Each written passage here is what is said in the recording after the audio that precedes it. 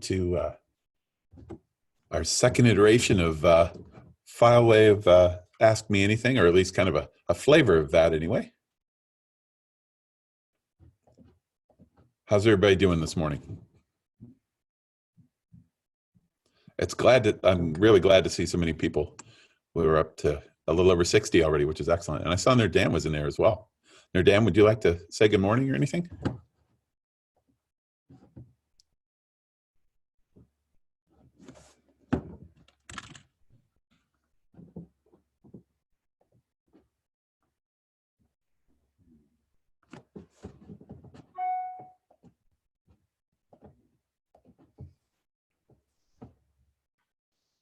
You're unmuted, Nerdam, if you'd like to speak. Good morning to the US. Good morning to you. The entire US says No, not good morning. Good afternoon.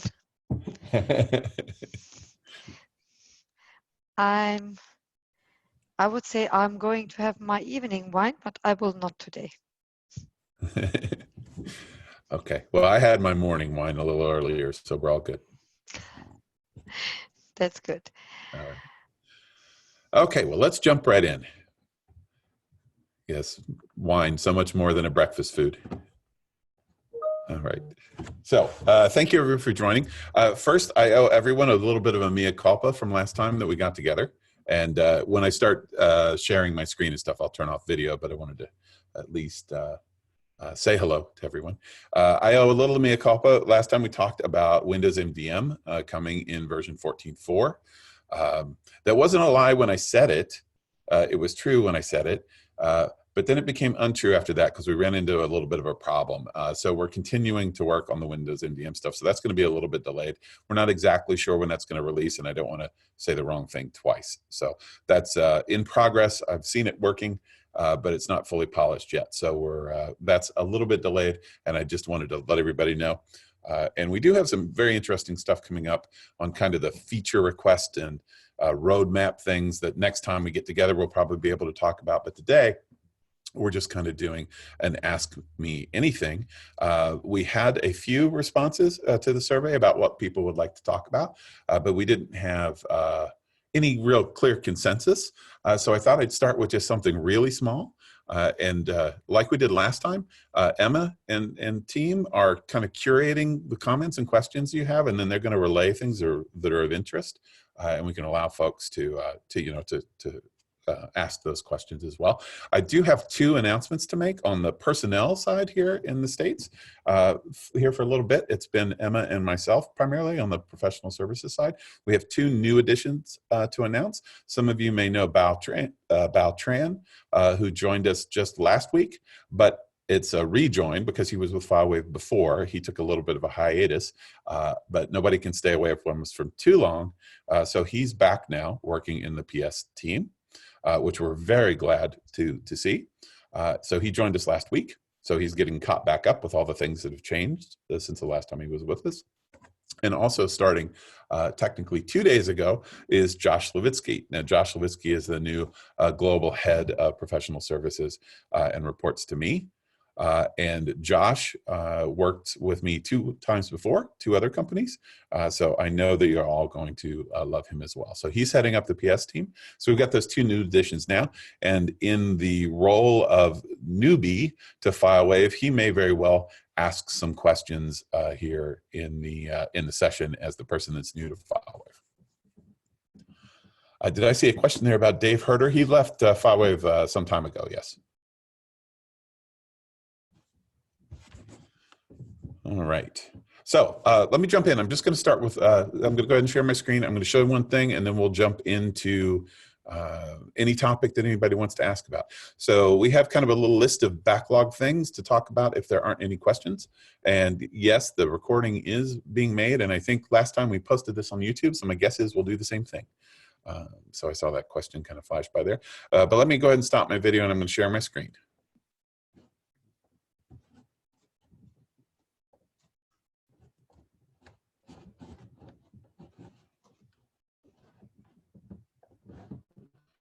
All right, there we go. Hopefully you guys can see me okay. All right, so what we're going to start with, and I can't actively monitor the chat, so Emma, please do reach out if there's anything that comes up with that. The first thing I was going to talk about is kind of two smaller things. I think we maybe touched on one of them last time, but Emma thought it was a good one to cover again, and I agree, which is the ability to modify the client view. This was a change that came in with 14, but there were so many changes in version 14 that for some folks this slipped through, and it's really helpful to be able to add additional fields. So for instance, in my environment, you know, I always refer to myself as the custom field king. In my environment, I have several custom fields in my little test environment here that I use for different things, right? This is very interesting things, for instance, where we were doing something with a school district that wanted to enforce certain policies. Maybe we'll touch on that a little later, based on the time of day.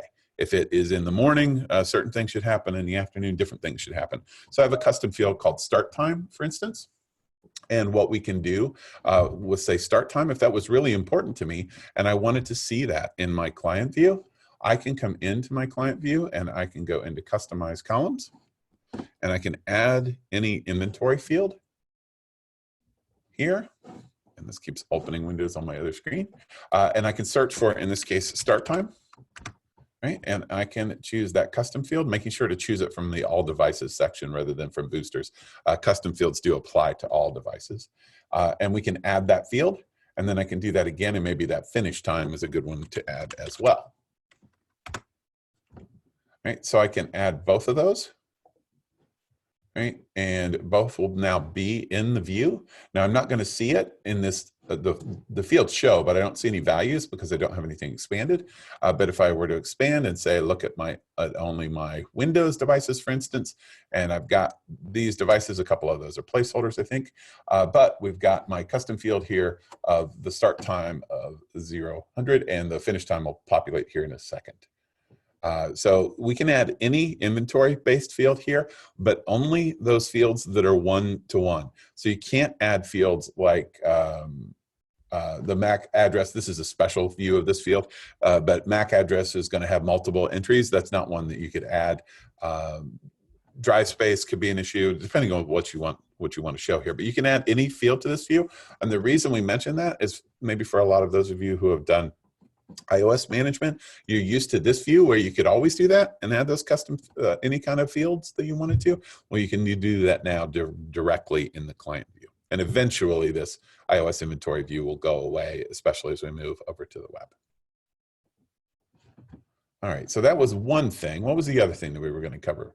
The other thing we were going to look at real quick before we answer some questions. Hopefully we're curating some good ones there. Was to look at software inventory. It's not something that we talk a lot about, right? What we can do with software inventory, because we get so focused on the user information and the hardware information and whether this thing is installed or that thing is installed. But we can actually use FileWave to both, of course, look at the versions of software that's installed, which is very helpful from a, kind of proving that our updates are working. But we can also use the smart groups and inventory queries to simply report on utilization of software.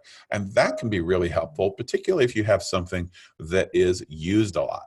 So let's take, now I'm not going to have it on any other machines except one, but let's take a look at something that is expensive.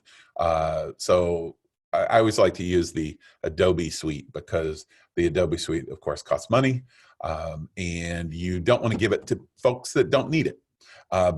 But I think you all know, as I know, that anybody that you ask in the field, if you say, hey, do you need Photoshop? Their answer is going to be yes, whether or not they ever use Photoshop or will ever use it in their entire lives. But you can't get into a situation where maybe you only own 100 copies or 100 copies of Creative Cloud or whatever solution that you have in place, and you want to look at who's using them. We can use inventory queries for that. So I'm going to go in and create a new inventory query. And in this inventory query, we're going to look at applications. And specifically, I'm going to start with just name. And you want to be very careful, right? So we could go in and we could add fields and add application names. We want to be careful in a production environment because as we're building a query here, we don't want to get too much data back. So I'm going to specifically look for applications with a name that contains, in my case, I'm going to do Captivate, which is Adobe Captivate. Any of you who are interested, that's what we use to produce the content for the Foundry site. So that's what's doing the screen recordings, the voiceovers, and all the editing of that. So we use the Adobe suites for that. So I can say in this case contains.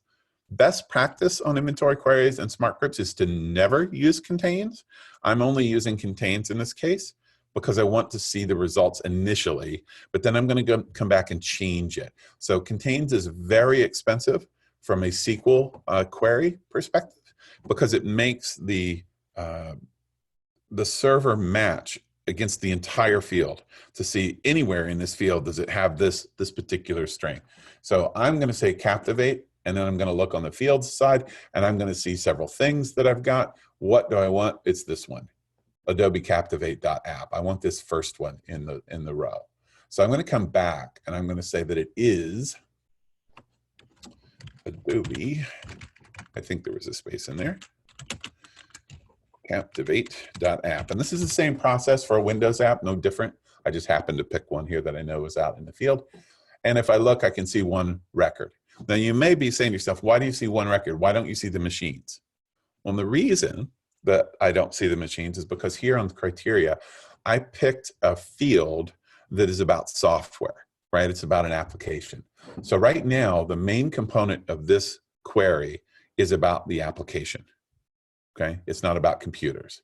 So I'm going to add a field here, which is to add the device name, because I'd like to know which devices have this software.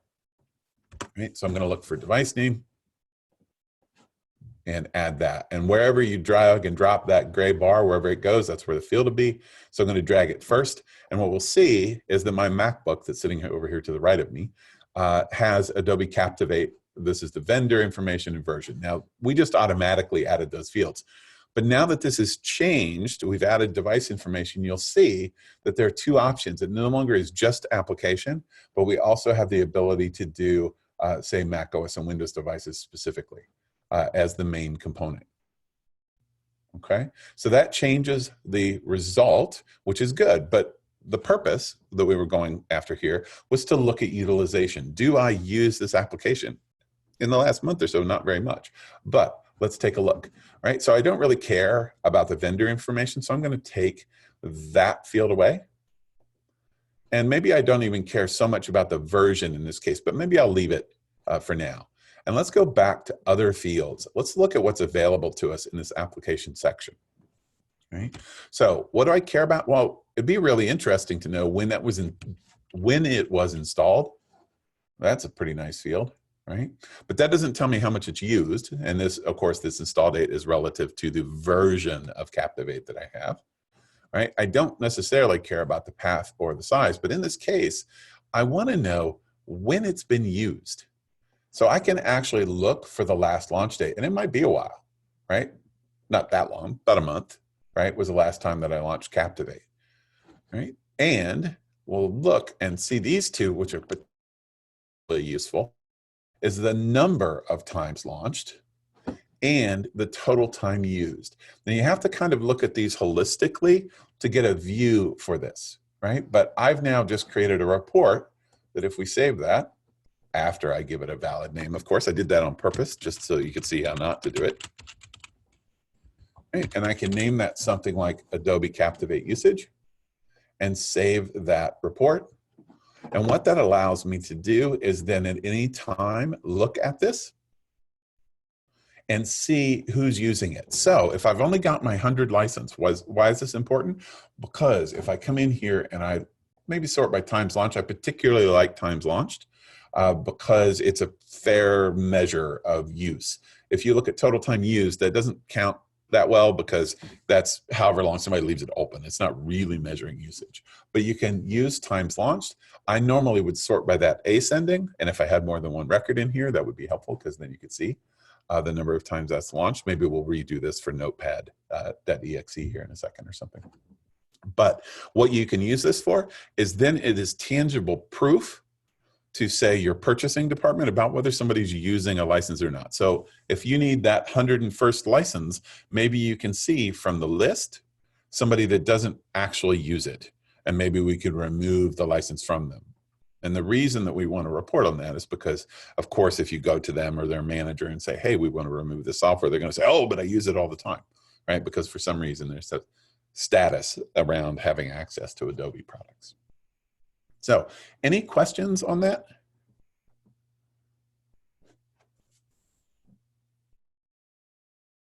Does anybody in the field use this type of reporting?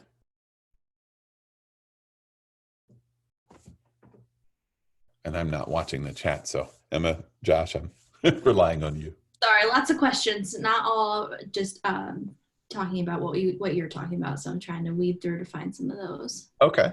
I will say that one thing that you can do with this report, because a lot of times this is good to go over to your purchasing folks. Does everybody know about scheduled reports? And of course, I'm here listening, like I'm waiting to hear what you say, but of course, you're all muted, so you can't say that. But let's assume that you don't. There's a little feature here in Assistance called Scheduled Reports that we can now take this report, and I can't do it. I realize I don't have my preferences set in email, but in Preferences here, you can actually, or sorry, in Scheduled Reports, you can actually create a schedule to send this particular inventory query as a report to an email recipient on a weekly, monthly, recurring basis, right? So you can actually have those things sent automatically. So I have a few people asking if this will work for iOS apps. Not for iOS apps, because this does rely on the client that's installed. The FileWave client is the thing that's watching the behavior. So it's only on Mac and Windows that we can do this, unfortunately, right? The MDM framework on the iOS side doesn't allow for that. And then I have another question about how would that work with like Creative Cloud bundled apps that you send out in a bundle? Well, there's still, I mean, you send them out in a bundle, but they're still running individual apps. So they're still installed, right? So you can still report on and see what applications are being used. There was another question about resetting usage on a semester basis. So new semester starts, reset it. That is a very, very good question. I don't know that there's a way to do that, but Josh, would you mind taking notes of things for follow-up? Yeah.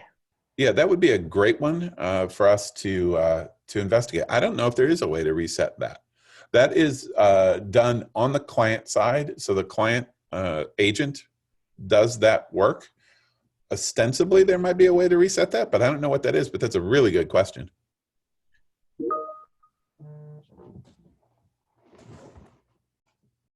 Have we had any other interesting questions or topics?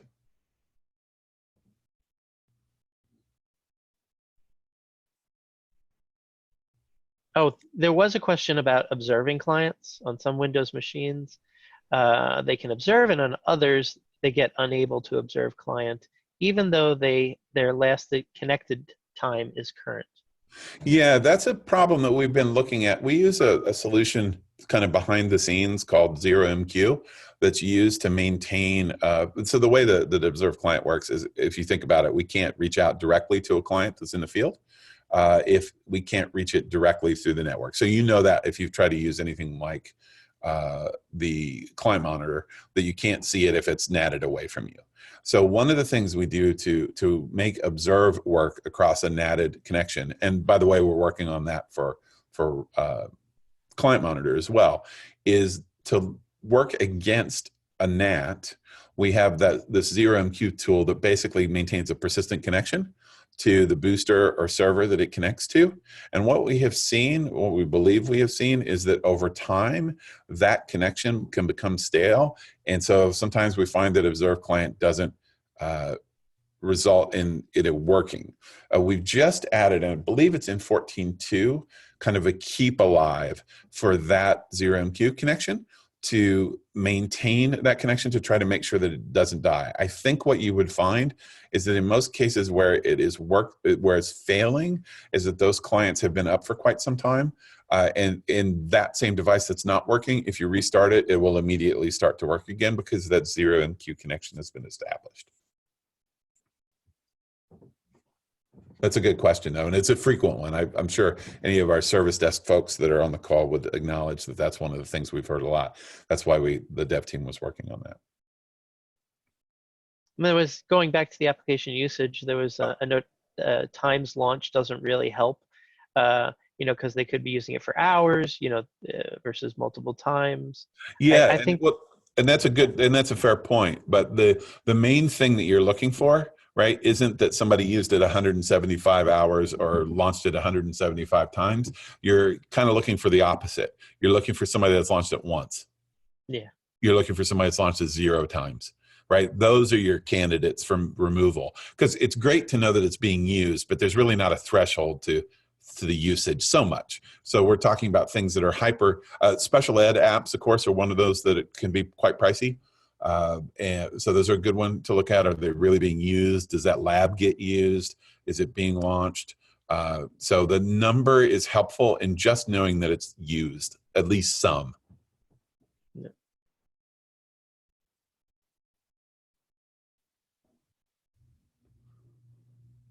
Should we jump to another topic? There was an earlier question that I missed.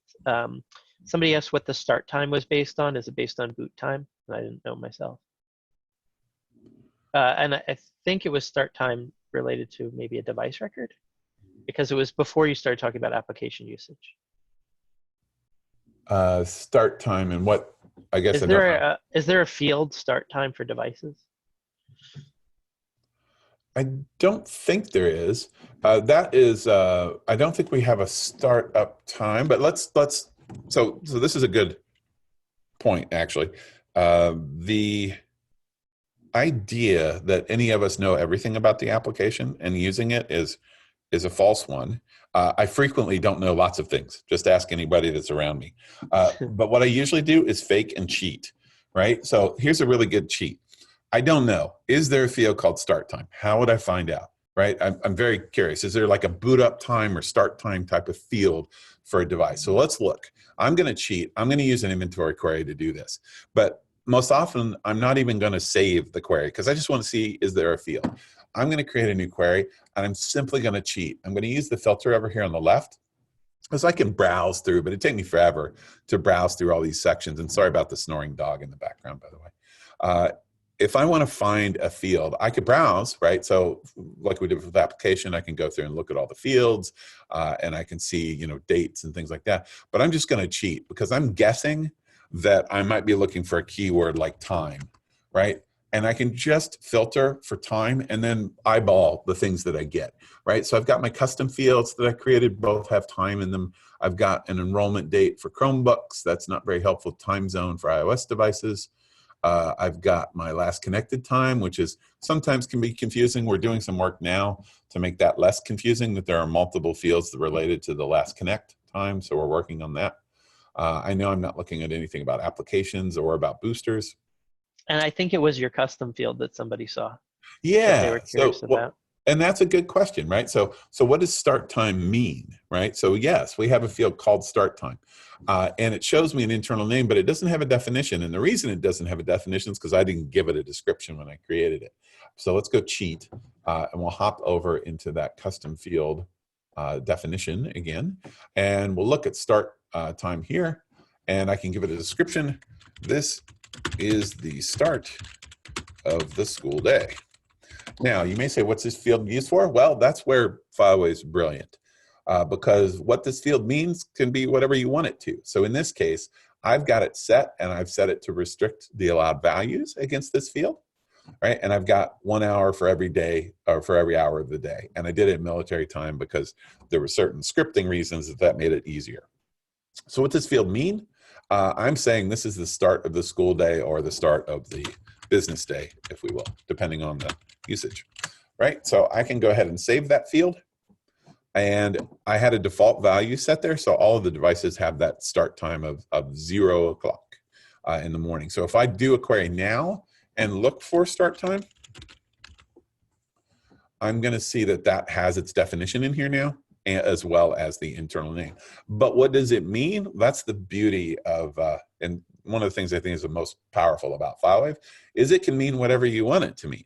So in this case, I've created that because I want to use that field to say that this device, for instance, if I go to edit custom field values, has rules that define its behavior. So I'm saying that the start time for this device, let's say it is at 9 o'clock in the morning, and the finish time for the day is at 3 in the afternoon.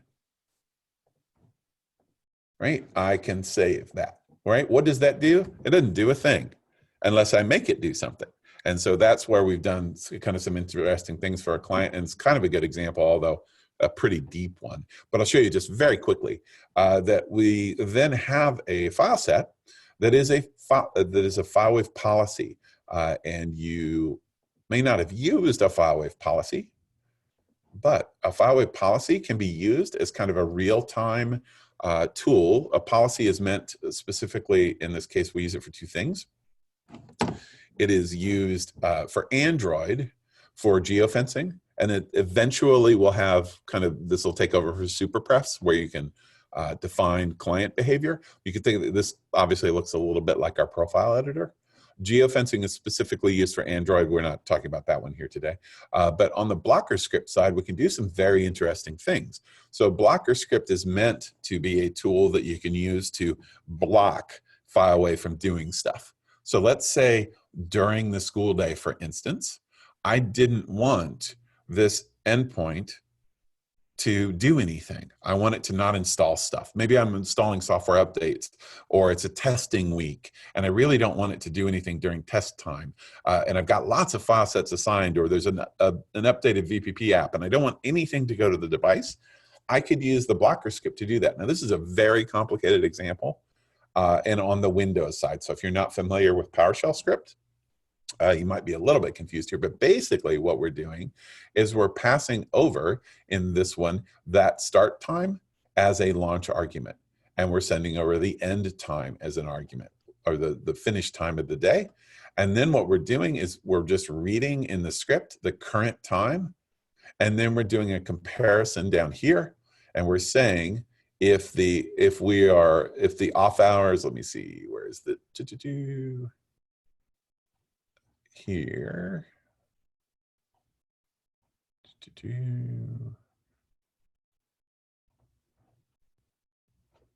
Sorry, one sec. Here we go.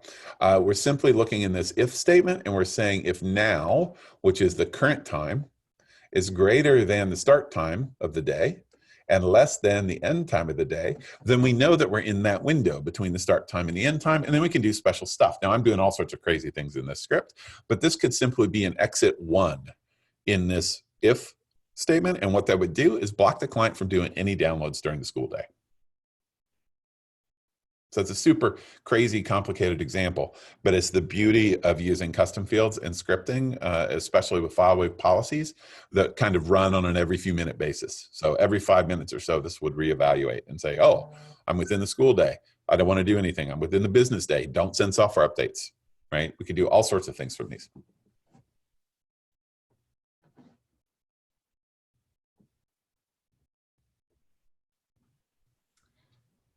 All right. Any questions on that one?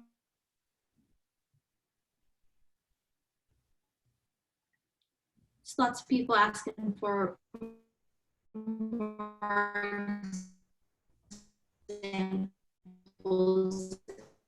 in the knowledge base, which I've written down for everybody. So we'll see if we can get more of those in there. I don't see any. I think we on the policy side, I think we have an example in the Foundry for sure of using that. And I think specifically with the example that I just used about comparing times, but you can do some very interesting things with that. All right. And someone did mention having a forum of some sort, like what Jamf has to share information like this. Yeah, and we're really keen on the idea. We've done it a couple of times. We haven't had a lot of traction, but Andy, I think we're considering doing that again. I don't know if you want to chime in on that one. Yeah, we are planning on bringing them back this quarter. You'll get customer communication about that, so that you'll see them. All of our old archive posts will be available as well. So we'll let you guys know when it comes back. It shouldn't be too long from now. Yeah, so and in this case, this is a very creative solution to a very odd request from the way that the customer wanted to handle the situation was just something that we didn't have out of the box, but that doesn't really stop FileWave, which is one of the things I really love about the product, is that we don't have to have a solution for the thing to be able to build a solution for the thing. You know, along the forum kind of route, somebody asked about Slack, for instance, as a option for a forum, as a suggestion. Yeah, I'm not sure what we're thinking on the toolset side, but there is, I will mention on here as well, if anybody doesn't know about it, there is a Mac admins Slack specifically for FileWave that is a lot of the folks that are on this call probably participate in there. That's a good one that we watch quite a bit, and some of us are pretty active in there. Some of us, not actually meaning me, because I'm not that active in there, but some of our folks like Sean Holden, for instance, are very active in there. And somebody asked how to join that. I didn't, I think I might be in that, but I'm not sure. Yeah, I think if you look up the Mac admin Slack, I think you can do macadmins.org. Yeah, that's it. All right, so that's a real good resource. And of course, we have recipes in the knowledge base, content in the Foundry as well, and we try to give lots of good examples. There was a question. In fact, let me see if my own Observe client to my Windows device here will. I'll kind of pick a topic here for a second. Let's see, is this guy up? Oh, I don't want client monitor.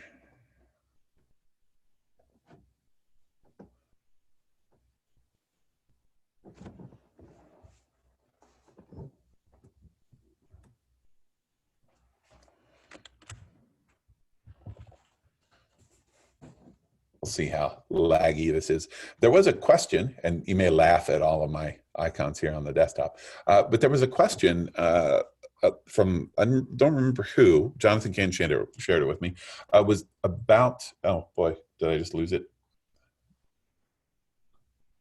It was working.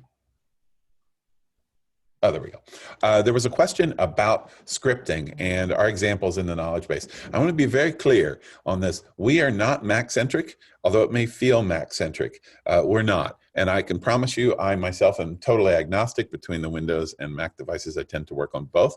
However, FileWave employees tend to work on Mac primarily because we do a lot of virtual machine work, and it's much easier to virtualize Windows on a Mac than it is to virtualize Mac on a Windows, not to mention not licensed to do that. So we tend to have Macs as our primary machines and Windows as as a non-virtualized environment. So you may see lots of examples in the knowledge base that are about doing things with Windows from a Mac. Our apologies for that. We'll try to do more content that's specifically recorded on the Windows side. But I did want to mention a couple of things on the Windows side, because one of the questions there was about scripting, particularly scripting on the Windows side. And I wanted to show you a couple little just kind of tips and tricks, not directly FileWave related, but supplemental at least to working with FileWave. If you're going to do something with Windows devices in FileWave, a lot of times you're going to end up using PowerShell. And I wanted to just show you very quickly the PowerShell ISE on Windows devices. So if we look, you can cheat a little bit and just type PowerShell, and you're going to see a couple things come up. We don't want this. We want the ISE. Now, specifically, the FileWave client is still a 32-bit app. We're talking about maybe taking that to 64-bit, but it's a 32-bit app. What that means is that when we run things as PowerShell, we're technically running them from a 32-bit PowerShell environment. So there are two ISEs, and as a matter of fact, I forget what ISE stands for, but I think it's Interactive Something Script Editor. I think that's what it is. So you can use the PowerShell ISE, and whenever you are building some kind of script, you may say, hey, FileWave, you guys know all the scripts, right? Nope, we sure don't. A lot of times we're going out to Google and looking for answers just like you would. So if we started with something that we don't know, I'm going to hop in this PowerShell ISE. And this can really help us with stuff. Let me see if I've got anything that I have on my desktop. I think I have some examples probably. Yeah, so I've got some different examples of things. So here's one, right? This is a PowerShell for adding and removing fonts. So let's look at that for a second. So this PowerShell ISE is super helpful because, you know, of course, you can go, you probably know that you can go to the command line and do PowerShell stuff. You can run PowerShell scripts directly from the command line. But this is really helpful, the ISE, because one, you get the syntactical view of the things that you're doing in your script, and you get both the commands over here. You have to choose to view them. So you have to go to view and choose to show the where is it, the script pane and the toolbar here. You need to turn these things on, but once you have these shown, you can actually cheat for things. So in this case, right, well, I'm using this command, this new item command. What does new item do? Well, I don't really know. If I go and look this up, which is exactly what I probably did when I was first building this script, I went and Googled something and it said, oh, use new item. Well, of course, anybody that's been through any kind of security training knows that first rule is don't just take a script from Google and drop it in your machines, right? So I always recommend that you start in the ISE and that you don't even run the thing that was given to you, but you find out what the command does. And we can use this command module over here to look these things up. So if we look at new-item, right, we can actually see that. And then we can totally cheat here too. So if we wanted to put in a command that used new item, we could say, okay, we've got to show details here. And then we can do stuff. And this is a new item, it's management, what does it do? Not quite sure, but we can say, hey, where do we want to put this thing? Well, let's say we want to put something in C:temp, right? And maybe we're gonna call it new file or something like that. And we don't want to give it credentials necessarily. I don't know exactly what the force is, but maybe I want to do that force. And well, that's good enough. What I want to do, well, I can insert this. And what's beautiful about that is that then puts this, you can see it down here, it gives me the syntax for that particular command. And so then I can start to kind of disassemble what this is doing. Right? And you can also do type ahead stuff in here as well. So as soon as I start to do new dash something, I get a list of all of the things and it kind of gives me the definition. So if I came back to that new dash item here, for instance, I get, let's say we wanted to do new item property, right? And then it gives me all of the syntax for it and I can tab my way through that then, right? And then get the additional things that I could send along with that, right? Just by typing ahead. So it's a really useful tool on PowerShell. The one thing you want to make sure of is that you're working in the right environment. So in this case, I did the 32-bit version. You can force FileWave to run PowerShell as a 64-bit, and there's a nice article on that in the knowledge base. But I highly recommend, whatever the platform, if you're doing scripting work, do not start with the script in FileWave. Start with the script just at the local OS level, run it manually, see that it's all working, because that's where it's much more timely to deal with any kind of syntax issues or problems that you have in your script. Much easier to troubleshoot it here, running it interactively, than it is to do it within FileWave. And when I say running it interactively, I mean that I can do stuff like this, right? So for instance, I can run, this is setting the items that are in this fonts folder, which I may or may not have on my desktop, but let's guess that it is, right? I can select that line and run only that line, right? So I can run that selection, and that has set the variable to $files. Now I can just then type that variable in and actually see what results I got. So if I do $files in here, it shows me, oh, I've only got one thing, but I can see what that font is, this Active Grotesque Corp regular true type font, right? And then I could say things like, well, I want to go ahead and create a new item.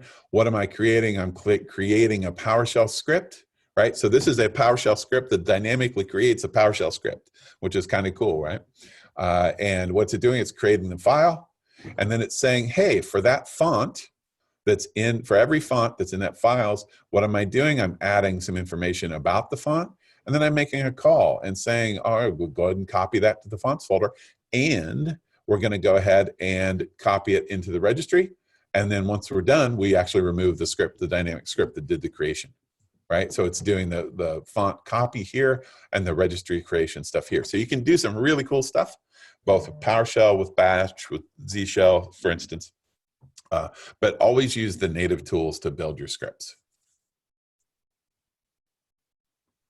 And I'll take a breath now in case there's questions or comments or other topics or anything. There was a really good question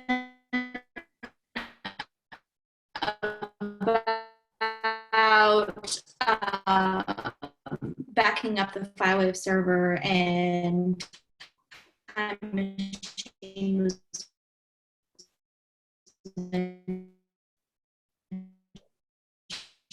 and as well as Veeam. I missed most of that. Was that broken up for just me? Is best ways of backing up the FileWave server. No, it was Emma's audio was broken up. It was a question about backing up the server, and I'm trying to find it. Right. So just a couple of things on best practice for that. There are basically two main things with FileWave that need backed up. The database, of course, at its core, FileWave is kind of database mostly. So that database needs to be backed up. A lot of times we'll have folks that will take snapshots, virtual machine snapshots, and those are good, but only if you actually stop the FileWave services first, because we don't want that database in motion. So snapshots are a good way to do backups for immediate restore purposes. Snapshots aren't great for long-term storage, but you always have to keep in mind too with your backups that as you move forward from that backup, if you have to revert, like if you had a new device enroll, for instance, or something, you might lose that when you roll back. But the second part that we need to make sure that we have backups of are the file sets themselves. We have had a couple of instances where folks have lost storage and they didn't have a good backup, and it lost then the file sets too. So setting up something to rsync those off or any other type of backup utility is good for that. It doesn't matter if the server's in motion when you back those up, but the database itself is important. We did add, I think it was in version 14 or 14.1, an automated backup when you do an upgrade, but that only backs up the database. It doesn't back up the Faucet content. And there was the other part of that was that, so the question was that there's a warning about using products like Time Machine. And they also asked, what about Windows Veeam, for instance? And would Time Machine be a problem because it would try and copy the files while they're in use? Yes, for the same idea of a snapshot of having those things when they're in use, or a differing version of them as time goes on. So you do need to be careful about using that. It can be, Time Machine's more difficult because you don't have the control over it quite like you do with a snapshot of a VM. What was the Windows question? Veeam, what about Windows Veeam, VEEAM product? That one I'm not familiar with. It looks like it was broken up for everybody. Can you hear me now? We can. Yes.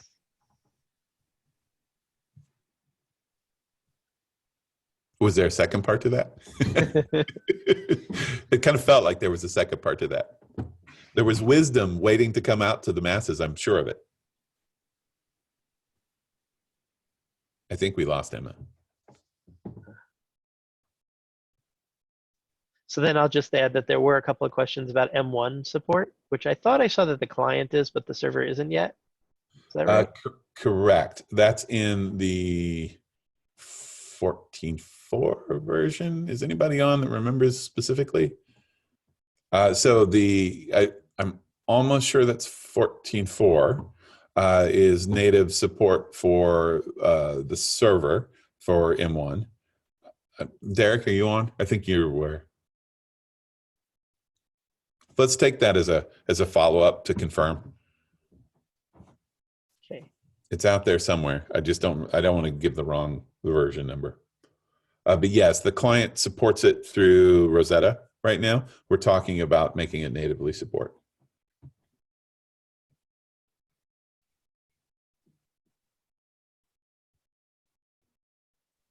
I will share something since we have so many folks on the phone hopefully we've shared this with a couple of folks.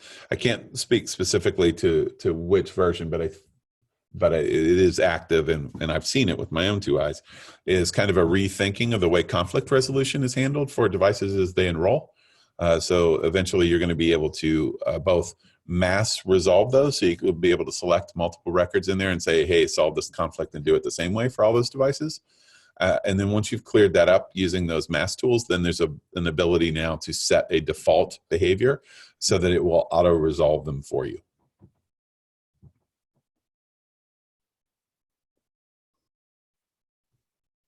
I'm going to guess at this point, without looking at the chat, that lots of people there's much rejoicing because I know it's been very problematic for folks. So that was really important to us.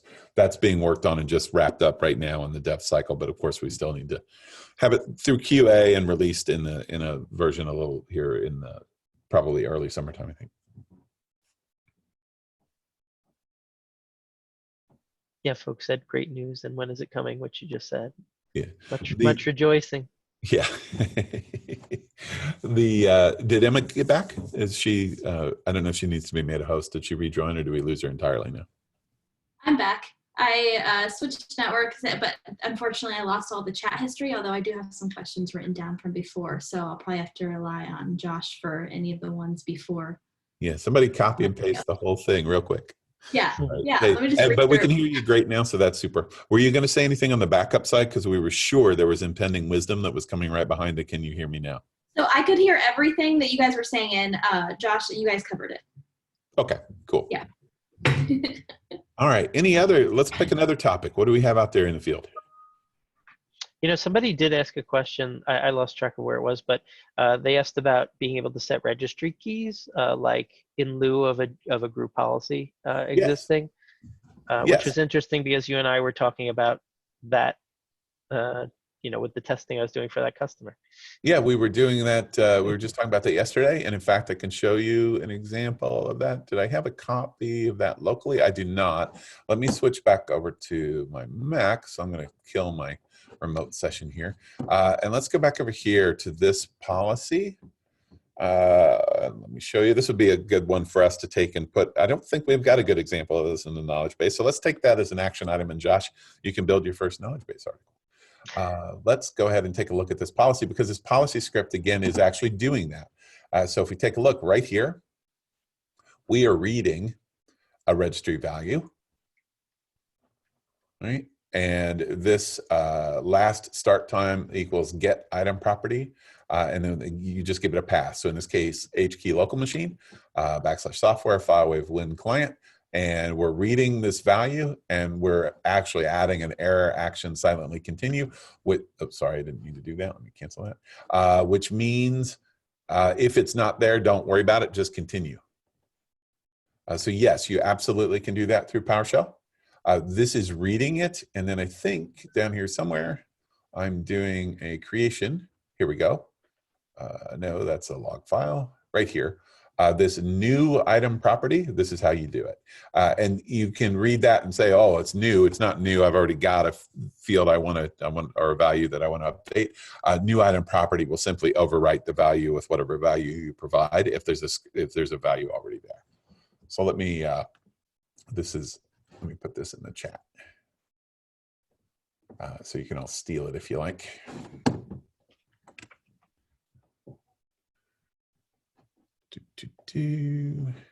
And this specific one was adding a value directly in kind of the FileWave hive for where things are stored for Windows clients. But we'll make this an example of our start time. Right? And we'll send that to everyone. So there you go. And the question may be, hey, how did I know that? Well, I didn't, right? I had to go Google that, figure it out, run from there. So we try to do that as much as possible where things come up and we take those good examples and throw them in the knowledge base. So especially when we get the forms back, if you find that, you know, an answer you get through support or through the PS team, et cetera, is valuable, please do, you know, post it to the Alliance forums. You know, making sure that you post something that actually works is great too. But also, you know, if you just have questions about, hey, I'm doing this and it's not working quite right, that's a good place to post those things too. And maybe we'll get some better kind of community action going. Somebody asked how you made this policy because they had, you know, how you originally created this. I know you drilled into it, but how did you create it in the Faucets area originally? Yeah, well, that's a good question. So if we go into Faucets, and we come in here, let's say we want to create it in this location and do new desktop faucet. This policy is this little hidden one down in the bottom right-hand corner. And then you see it starts out empty for the blocker script, and it gives you an example. And basically it just says, if this does not exit 0, so the default is to exit 0, and we assume in this case that it's a bash script, so for a Mac, if it exits 0, then the client will be considered as working and good. And if it exits anything other than 0, then it's going to be considered to be in a locked state, right? So you can basically use this for conditional locking. So if we put in pseudocode, we can say here, if start time is less than now and end, or we'll say finish time because end time sounds kind of final. Finish time is less than or greater than now, then what do we want to do? Block this client so it doesn't do anything during the business day, right? That's your basic pseudocode. And where does our code start? Always with this, always with the non-code code to figure out, okay, what do we want it to do? What do we want it to behave? How do we want it to behave, right? Because custom fields, this policy, these things all stitched together, and we can pass over those things. If you had a question about how we pass those things over to the script, right? In a bash script, for instance, if we went into this execution argument, we can do it as a launch argument or as an environment variable. Anything sensitive, you probably want to put in an environment variable, but if I'm just passing something over like start time, I can just hit plus. It says new argument. It tells me down here at the bottom that I can include any kind of internal field, any inventory field, just by putting percentages around it. And you may remember when we looked at the definition of start time before, it had an internal name of start underscore time. That this is where you use that internal name. So I could say in here percent start underscore time, for instance, and that passes over to this script, the specific start time for this specific machine when it gets associated, right? So I could say save to that, and then in the script, I could reference, I could say that $my start equals $1. And I think that's correct. I think with bash scripting, the first argument that's passed over is $1, then $2, $3. For batches, it's %1, %2, %3. For PowerShell, it's like this. It's $args of 0, I think is the first one. Right? So they all have their own syntax, but they basically all work the same. So you can pass over the variables into the script and then use them within your script. And you don't, and that way, you know, especially if you want to use the API commands, and that is a different but good example too. I'm going to discard those changes. If we look, I think I've got the out of box. Poop.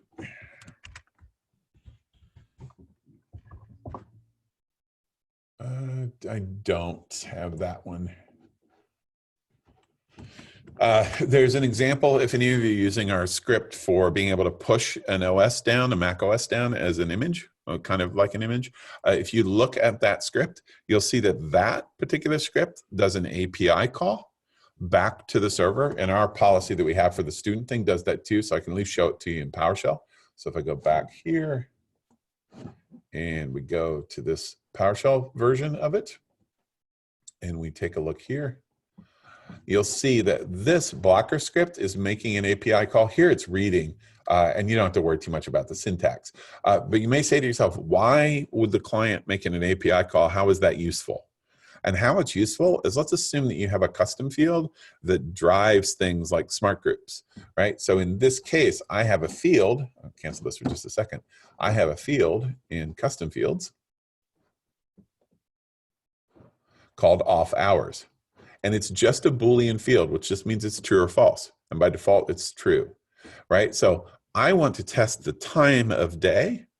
And then what I want the script to do is change this value for any machine based on its evaluation of the time. So if I come to my client and I edit this guy, and I look at this one and I say, is it off hours? Well, it's set to false right now. I could say true, right, and save that, that custom field now is set to true. Well, I'd like my script to change that custom field value for this particular machine if certain conditions are met.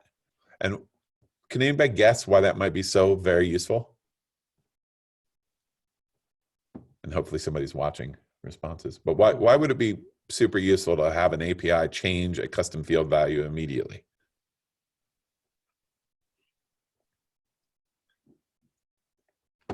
Because I can do something like this. I can go and have student device restrictions, and I can say, hey, during school hours, I want to do certain stuff, whatever that stuff is. I want to apply it during school hours. And if I look at that smart group is driven by the custom field of off hours being false. So if it's true by default, right, and the device then switches, the device itself evaluates what time of the day it is and says, hey, I should really be off hours now. The device itself can make the call to switch that custom field that otherwise isn't scriptable, to make the switch from off hours to school hours. And because these are smart groups, they evaluate every 10 minutes by default. That will automatically move the device from off hours to within school hours. If that change happens because these are smart groups, we don't need a model update. So the device itself can actually assign itself other content. So you can use this for waterfall deployment methods. So if you want to install this application, but only after the first application do you want to install another application, you can use this method for that. And in the file set, if we go back to it real quick, although the syntax isn't terribly important, I want to show you here, somewhere down here, we're making the API call to make the change, right? We're setting the data, and then we're using this invoke REST method to call the API with this patch method, which allows you to update a field from the API call. But you may notice if we go back up all the way to the top, I think, right here where we're saying what the call should be is this $device. We can make the API call, but how does the script know which field to change for what particular device? It knows what device because of this variable, and this variable you can see is defined as args3. And when we look at the execution environment, you'll see that args3 is the fourth thing, which is %device_ID. Right? And so %device_ID, if we look, and we'll go full circle here, because you remember when we started with inventory queries here, if we go in and do an inventory query, and let's look for device, right? And here is in all devices. I guess I could have been specific here and gone for device ID.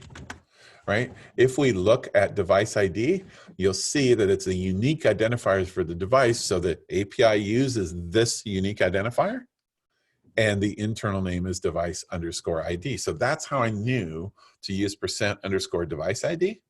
And of course, you have to know how the API calls works, but it's simpler than you may think. It looks like it's really complicated, but once you've done it once, totally plug and play. Right? So you can do it over and over again for all sorts of workflows. And there was a question that I think you basically answered was, could you use this mechanism to prevent Windows updates during school hours, for instance? And I think you certainly could, right? So that would make sense. Yeah, so you could do things like it depends on where that question's coming from. Is it do you want to block FileWave from deploying them? Well, the answer is yes, regardless, but the method for doing it would be different, right? So you might want to use the blocker script functionality the way it is out of the box to do that if you wanted to stop FileWave from deploying it, right? So that was the pseudocode that we did there before. But if you wanted to change the registry values or change the local GPO to prevent Windows Update from running, yes, you absolutely could do something like that.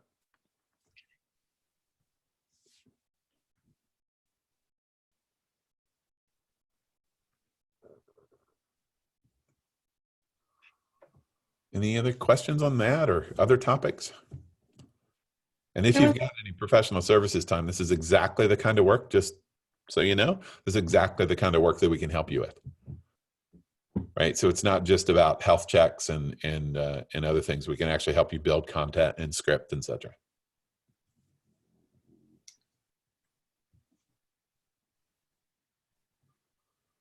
All right. Any other topics or anything? We're in. There's a few suggestions to look at the web admin. Nothing specific though.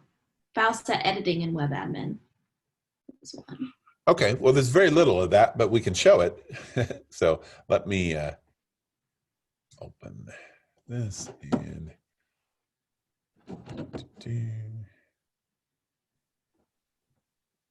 about a billion things here, but let me do a new tab.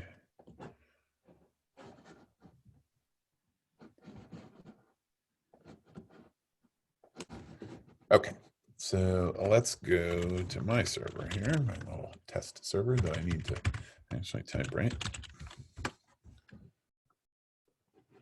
All right, so I'm going to log in locally. This is 14.2, by the way, so you might have seen the Okta and Azure AD thing there. Chances are that'll release next week. We're just buttoning up a couple of last minute things on 14.2, but it's looking probable for next week. And that has the Okta and Azure AD integrations for device enrollment and for logging into FileWave. But if the question is about editing content, payloads, for instance, on the web admin side, right now the only thing that you can natively do is create profiles. So you can click the plus in here and create profiles. This editor is very similar to what you've got in native. Some slight differences. You can still sort in here, although the sorting is a little bit different. So we can search in here, and I actually just showed Josh this example yesterday. I always use wallpaper as an example. So I can still search, and it shows me that wallpaper is available in command policy and restrictions. It's a little bit more subtle on the web side. So if we were to configure this, particularly on the iOS side, we'll see in here somewhere that we've got wallpaper. It's just not quite as bold as it is in the native right here. You'll see that wallpaper is highlighted in here, and the same thing then in the configuration in the command policy. The wallpaper is highlighted in there anywhere that you see the term. Right. So the only thing you can natively create are profiles. You can edit any existing payload in here, but not the contents, only the properties of the file set. I do want to caution you that the behavior is different. You're probably used to going into a payload and making changes. In this case, when we look at the payload, this view is the equivalent between this and this view. These are the equivalent of the Faucet report that you're used to, right? And looking at the Faucet's view. So we can see the payload here, the summary. Of course, it's a demo environment, so I've only got one device that has this thing installed. So it only shows me the one device, but it shows that it's active, right? What was the example that we looked at yesterday, Josh? I think they had a couple of things.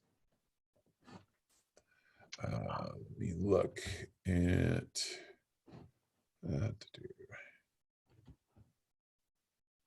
let's see what I've got pushed. I must have something. I think this is pushed out to at least a couple of devices. No, right? So that's an iOS app. But the point I was going to make, so I don't have one with a lot of examples or a lot of content, but this one is pushed to 1, so you've got the equivalent of the Faucet report here to show. It does show you where it comes from and what group this is assigned to, right? This, and you can change the settings, and this is what I wanted to caution against. There is no OK to this or save. If you make a change in here, so for instance, if I were to say that this Firefox package now requires a reboot, when I make that change, that's a live change. Right, so you just need to be aware of that. We tried to eliminate some of the extra clicks in there, so you can make changes to this, but those are committed immediately. So you do want to be a little bit careful with it. The platform requirements as well, just like you can do in native. So this particular one is for Mac OS, so of course I've got it set to point at Mac OS only. Okay.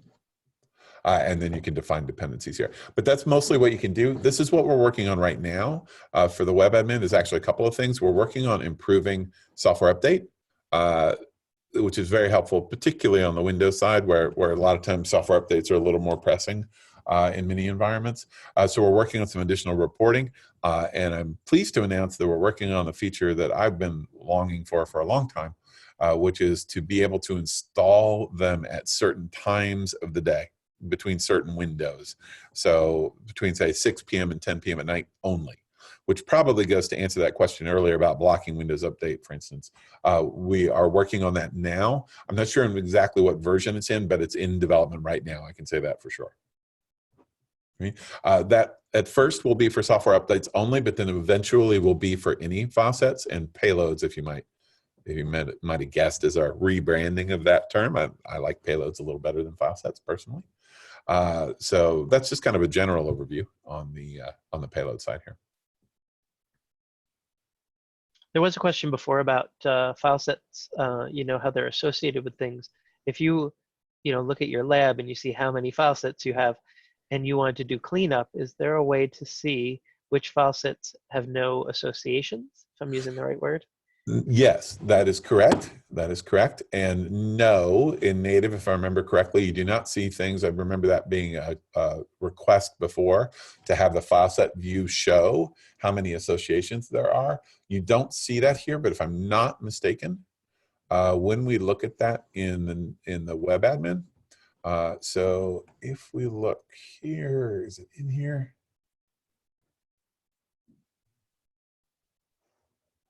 Yes, I don't, it is at least with deployments. So our new term for association is deployments and deployment. So particularly I've got these 4 things, right? So as I'm building deployments, so for instance, the Facebook, I've got assigned, it's an iOS app, it's assigned to Test Kiosk Web.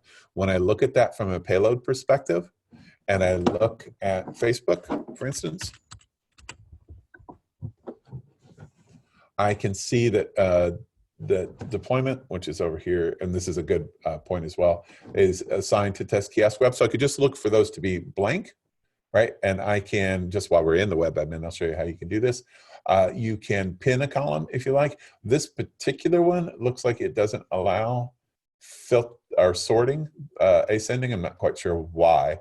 But on this one, we can pin it. So if this was really important to us, we could pin that to the left. And what that means is next time when we log in, that field for showing the deployment is over here on the left-hand side, always for us, right? And it will save that information. So when you come back to this view, it'll still be there. So no in native, yes in web admin, and that's our general move, is to get things to web admin. The other work that's happening is that's in development right now is the ability to start creating some of the simpler payloads in the web admin, which is primarily MSIs and PKGs are our first step on that. So it won't be long before you'll be able to create some over here.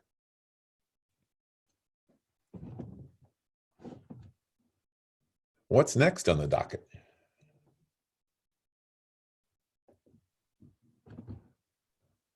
I have something I can make up if we don't have anything. I had a question about dependencies. Specifically, is there a way in FileWave to make profiles installed before an application or have an application? I'm going to guess what the second half of that was. So there's no direct way to do dependencies on profiles. But I'd ask Emma to explain because we just did it somewhere, but her audio keeps breaking up on us. So I'll go ahead and talk about it. Until after the corresponding profile is on the computer.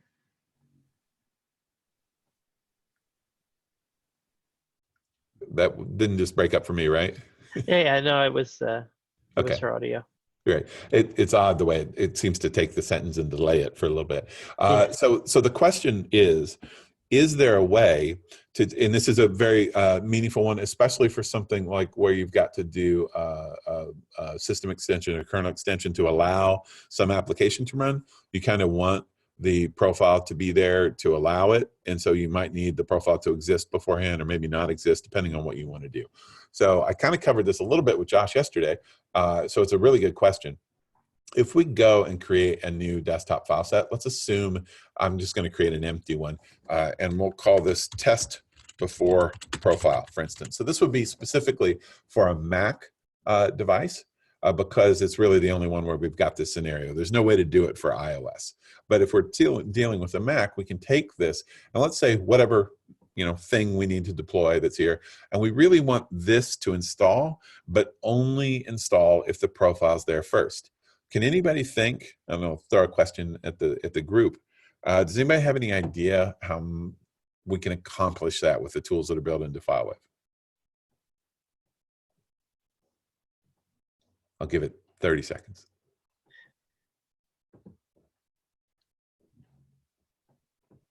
Smart group for install profile. Smart groups. That's what they said. Yeah, you can go that route, but that's a little bit extra work. That would work. What we can specifically use here is a requirement script. So if we go into scripts for this particular faucet, you'll see that there's 7 stages in which we can run a script. In this case, we want this thing to install, but we only want it to install if the profile is already on the machine, right? So what we can use to do that is a requirement script. So if we create a requirement script here, and let's just call it our test here, and we'll do this one. And this is, and again, this was an example of doing it in shell, but this could just as easily be PowerShell if it's for Windows, etc. Okay, so in a requirement script, we don't so much care about these first 2 things, although we can use these. These are special cases. A 210 will cause this to exit like the install was all good, and we're just considering it good. It's good, just consider it good. The second one is we'll stop it, the 220 will stop it from retrying. But usually, right, in the case of our profile, we're talking about exiting this with either a 0 or a 1 normally. All right, and what's the purpose? Exit with a 0 means that everything's good. Yes, the conditions are all good. Exit with a 1 means that the conditions are not met. So how can I do this? Well, that's where I can use the profiles command, right? So if I clear the screen here, and what is it, quit? I'm telling it. No. Okay. Oh, okay, sorry. So if I wanted to do a command, there's a profiles command, right? But it tells me, oh, I need to have more things, and profiles help. It kind of tells me what I can do. I don't actually have any profiles installed here whatsoever, but I can do, and you can see here the command verb is profiles list. So I could do profiles list, right? And it's going to tell me, oh, there's none installed. But if there were some installed, it's going to give me a list of all the profiles that are installed. So I can take that list and I can grep that list, or basically search the results for that list that comes back to me, looking for the particular string that is the identifier for the profile that I'm looking for. So if I go back into the FileWave admin and I look, I don't remember if I can actually see the on a profile, if I can see the properties. Let's see. I think it shows me on the debug page here. I would be looking for this identity in that result, right? So my little script could just say, run the profiles list command, look for this string, grep for that string. If it's yes, then I will say, hey, the profile's there. I can go ahead and install my thing. If it is not there, I exit 1. And exit 1 says, nope, requirement's not met. And I'm sure some of you have seen, I don't think I've got any in mind, but let's take a look in my faucets here. If we do a report, anything, let's see, if I push this, what have I pushed? Right, I've got, this one is installed successfully, but you've probably seen that you can see in here a requirement's not met before. Right, so requirements not met will show kind of like an error, but it's a way of then making sure that something like a profile is installed before you install some follow-up piece. Hopefully that answered the question.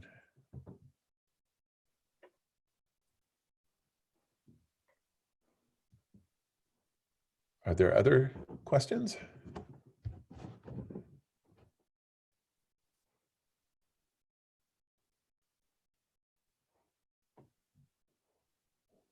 Did I lose everyone?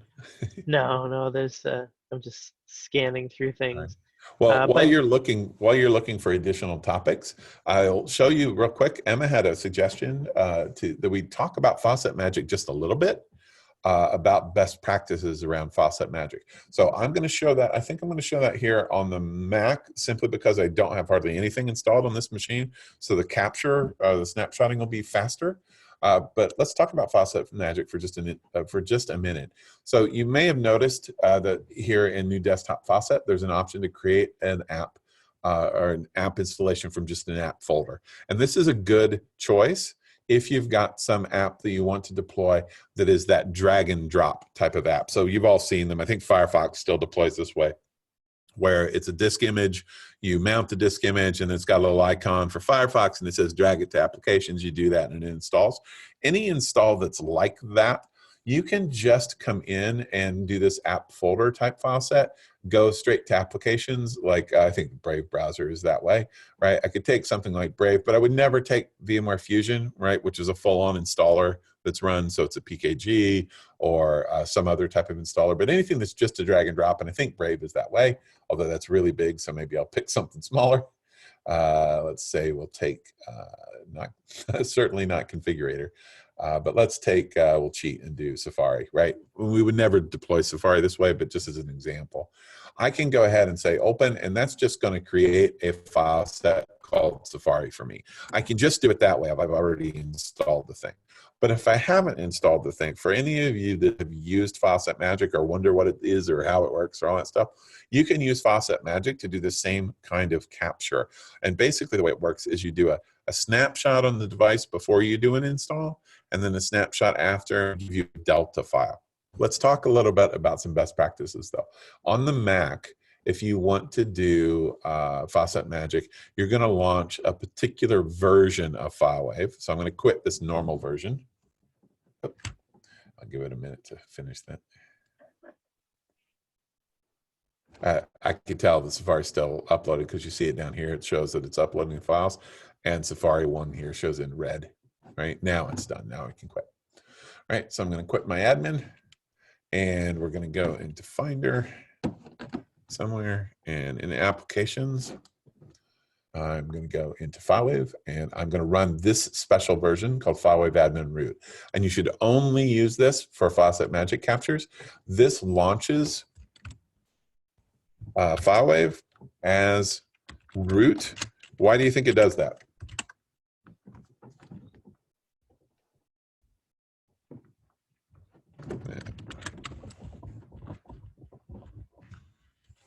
Are there any answers out there to that?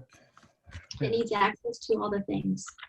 Yeah, because if you don't run as root, when you install something, it might put things in some place that you can't read.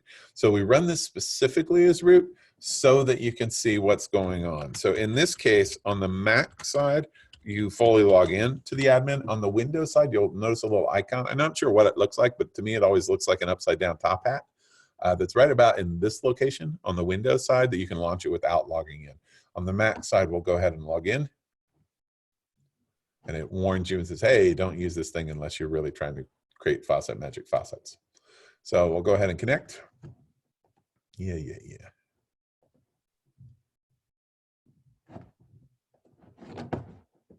All right, so that launches for us. And then once we're in here, we can get to Faucet Magic a couple of ways here in Faucets. We can either go to Assistance in Faucet Magic, or within Faucets, we can go to New Desktop Faucet and choose Faucet Magic down here at the bottom.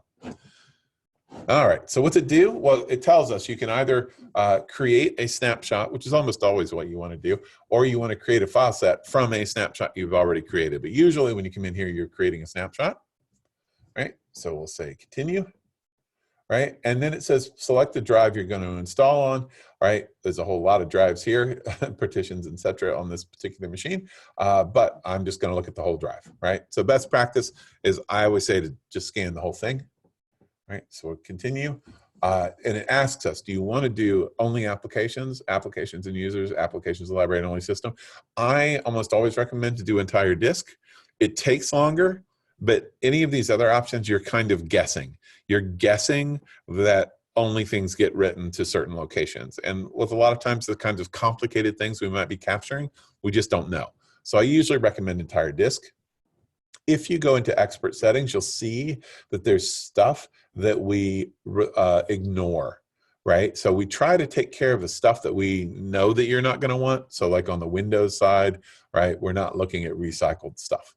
right? So that we make sure that we don't get that. We try to avoid some caches. We try to avoid some log files. If the FileWave server is installed, we try to avoid that. Generally, you don't want to mess with that, but I do like to at least acknowledge what that's for, right? I'm going to go ahead and continue. Now, I'm breaking every best practice right now when it comes to taking a snapshot like this, right? And what are the best practices that I'm breaking, right? Well, one is I would never do this on a physical machine. It's always best to do it on a virtual machine. And why do you think I say that? Anybody want to take a stab at that?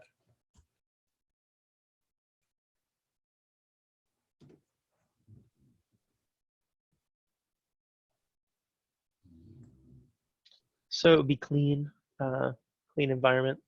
Two reasons. That's the first, right? Because the VM can be really clean. But the second is, and roll back. yes, that you can take snapshots and roll back. And what that's so important to us when we're doing snapshots, because we do the install. Okay, now it's just installed. If we do it on a physical machine, it's just installed. How does it go away?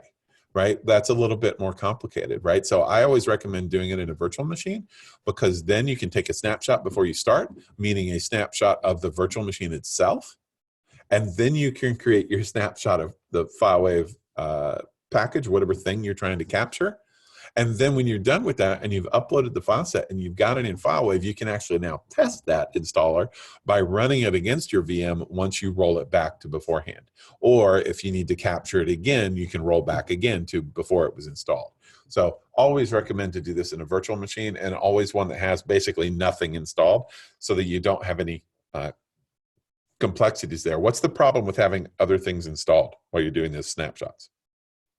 Well, they'll step on, if other applications are running, they'll be creating files in the background and ending up in your snapshot, right? Exactly. Like you might have Windows Update or software update happening in the background. So you end up in your snapshot capturing an update to .NET on the Windows side, or capturing your semantic antivirus updating, right? So you can catch other things that you don't think are happening, but are really happening in the background. Even with FileWave, right? If you've got a FileWave client on the device, FileWave does all sorts of stuff in the background, right? It may be updating apps and such, and you're not even aware of. So you're actually capturing your apps that you're actually, updating and deploying, right? So you need to be careful. Always recommend in a virtual machine. Always recommend you do a snapshot. Always recommend that you run the FileWave admin root version on the Mac side. On the Windows side, there's no special version. You just run the normal FileWave admin, but the process is the same. It's going to go through and do what it's doing now, which is scanning files. And I wanted to do it on this machine because there was relatively little, but it's still enough that it's taking a while. Well, right? Somebody asked about if you even do VMs on the Mac, and the answer would be yes, right? Because yes, absolutely. In VMware and in Parallels, you can make a virtual Mac on your Windows. Yep. I mean, on your Mac, on your Mac. Yeah, in fact, we might as well. As long as I'm breaking rules, I'm going to go ahead and launch another application while this thing is capturing. All right, but I don't have one installed right now. I deleted the one that I had. But you can run additional VMs. So I've got this set up specifically for that purpose. So I can create a virtual Mac on my Mac. And this is why I was saying before, a lot of FileWave folks tend to work on Mac specifically because they can then virtualize Mac devices and Windows devices on the same device rather than having to switch between physical devices all the time. The initial scan takes a while. What it's doing right now is it's looking at every file. In this case, on the Mac side, it's looking at every file on disk. On the Windows side, it looks at every file on disk and looks at the registry, right? So what it's doing is it's creating a before picture. At some point here, it's going to stop and say, hey, we've finished the before picture. Go ahead and click next to, or go ahead and install your application now. So I guess while it's doing this, let's go grab some random application. All right, so let's get, what's a fun thing? Is Platypus still out there?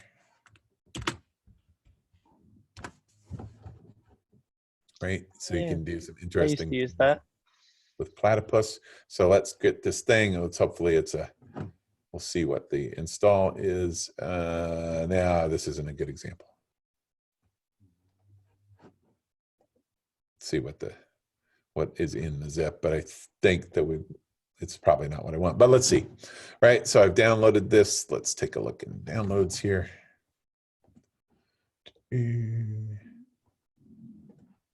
All right, what do we have? It's just an app, right? But that's a good enough thing, so we can use that for our example, right? So what I'm going to do is that hopefully will be in our before, but it might not be, right? And we may be waiting a while, and we're running out of time here, so it may take a little bit for this initial thing to scan. But there is content on the Foundry on this, specifically all of these things about running through Faucet Magic and kind of best practices around it. So maybe we'll take another question or two while we're waiting on this. There was a question about if you can use Faucet Magic to bypass the profile installation restrictions on Big Sur. Well, that sounds like cheating, and I don't know. I don't know. That's a good question. I'm pretty sure we wouldn't call that supported, but it may be doable. I've not tried. I've written it down to test it. Okay. It's one of those test it, but then never, ever, ever tell anybody that you ever looked at it type of things. Exactly. All right.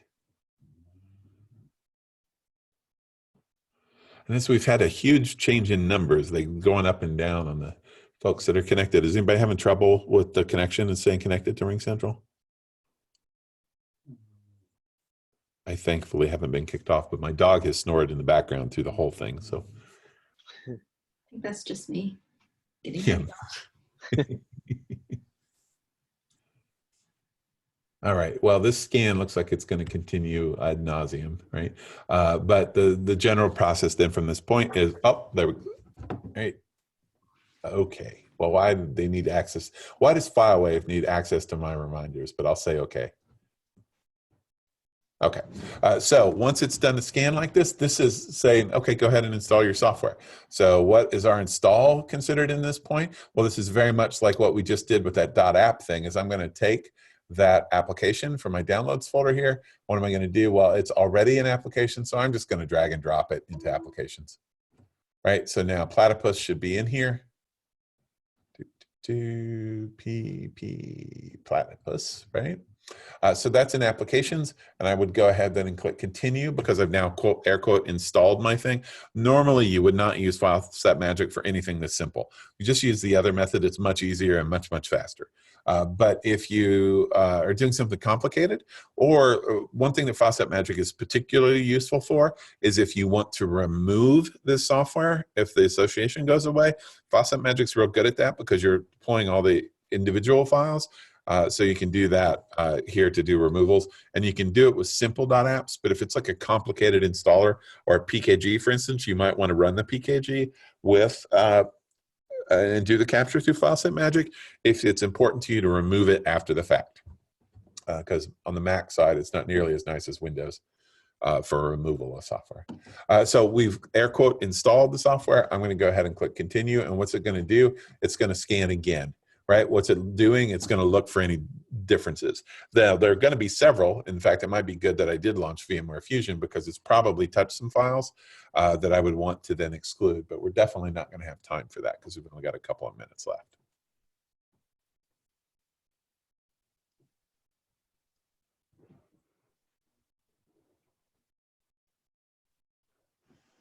So while we wait here, in lieu of other questions, has this been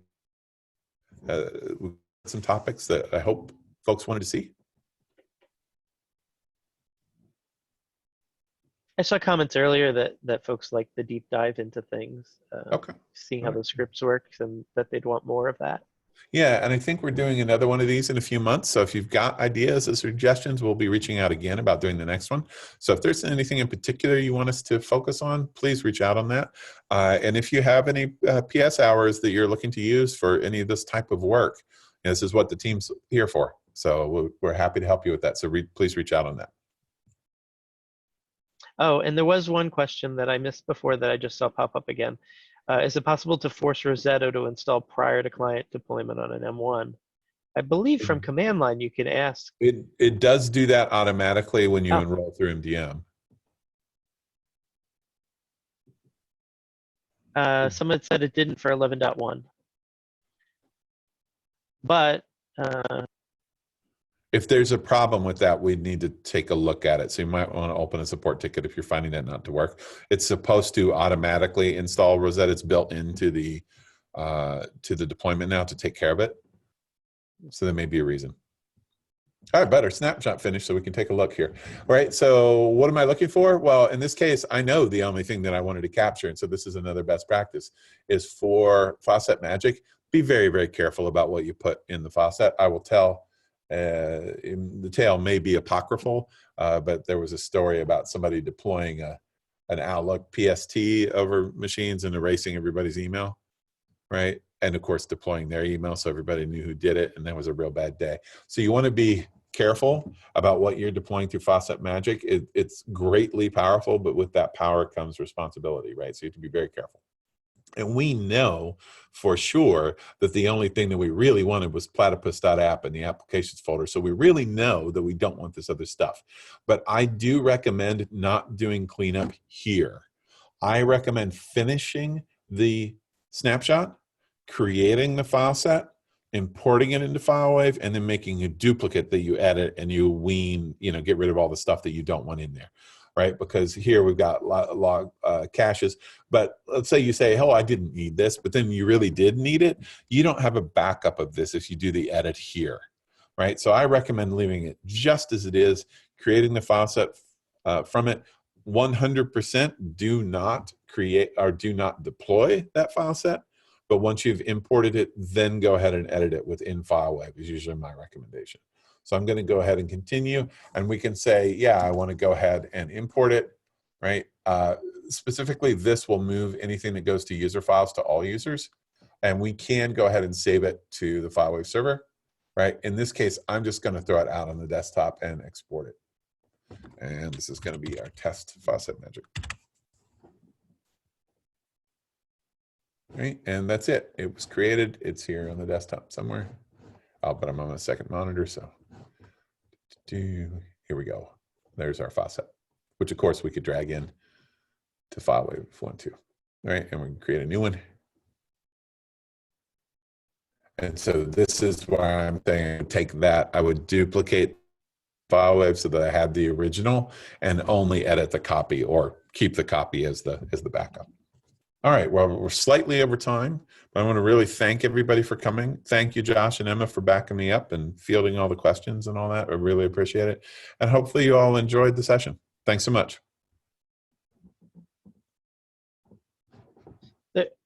I guess if there was an unanswered question, maybe is there a way for folks to contact us? Yeah, absolutely. Jonathan, you want to give an update on that? I think you're sending a follow-up, or I think that's how we did it last time.